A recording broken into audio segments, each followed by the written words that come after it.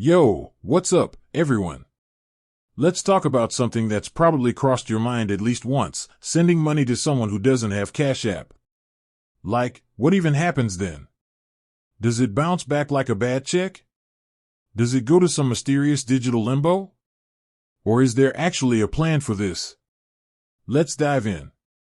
We've all been there, right? You're splitting the bill after dinner, or maybe you owe your friend money for that concert ticket. You whip out your phone, ready to send that cash over in 2 seconds flat. But then it hits you: they don't have Cash App. Panic sets in. You start to sweat. Your friends are looking at you like you're about to spontaneously combust. Now, before we get into the nitty-gritty, let's talk about why this even happens. Cash App is super popular, no doubt about it. It's fast, it's easy, and it's generally reliable. But not everyone is on board the Cash App train.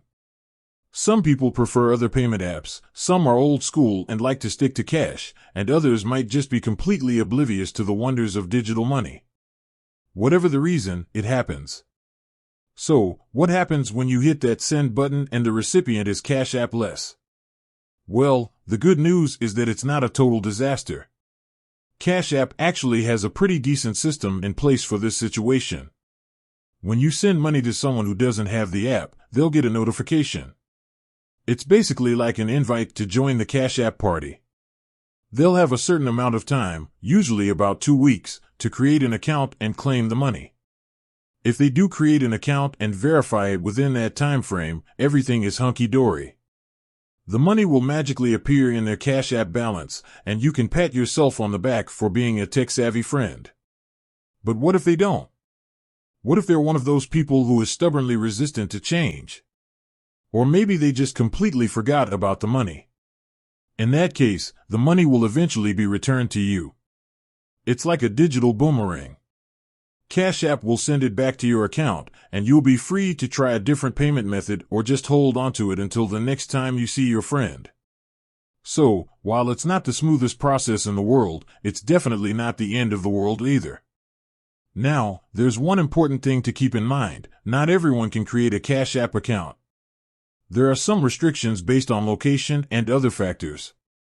So, if you're sending money to someone who lives outside of the US, for example, they might not be able to create an account at all.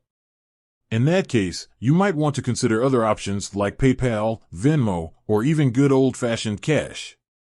But let's say you're determined to use Cash App no matter what. There are a few workarounds you can try. One option is to send the money to yourself first, then withdraw it as cash and give it to your friend directly.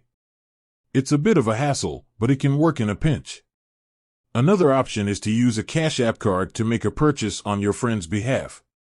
This can be tricky if you don't know exactly what they need, but it's worth considering if you're in a pinch. So, there you have it. Sending money to someone who doesn't have Cash App isn't the end of the world. It might be a little inconvenient, but it's definitely not impossible. Just remember to give your friend a gentle nudge to download the app, and hopefully, you'll be able to send money seamlessly in the future. With that said, thanks for watching, and until next time. Peace out.